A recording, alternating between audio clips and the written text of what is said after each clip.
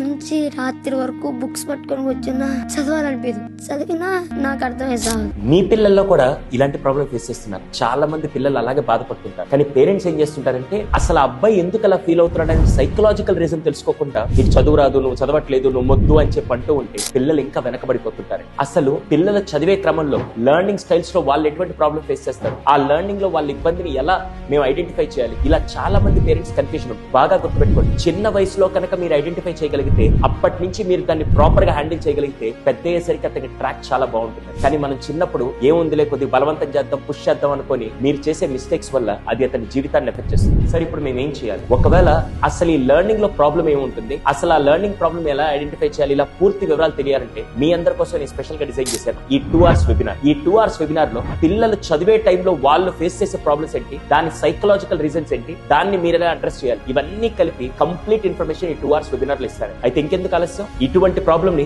చిన్న వయసులో ఉన్నప్పుడే సాల్వ్ చేయాలంటే మీకంటూ ఒక సపోర్ట్ కావాలి. ఆ సపోర్ట్ ఈ వెబినార్. ఇంకా ఆలస్యం చేయకుండా ఈ స్క్రీన్ మీద కనపడుతున్న నెంబర్ కి వాట్సాప్ కానీ లేదా కింద కనపడుతున్న లింక్ ఒకసారి క్లిక్ చేసి ఇమీడియట్ గా రిజిస్టర్ చేసుకోండి. ఆ వెబినార్ ద్వారా మీ పిల్లల లెర్నింగ్ ప్యాటర్న్స్ మీరు తెలుసుకోవచ్చు.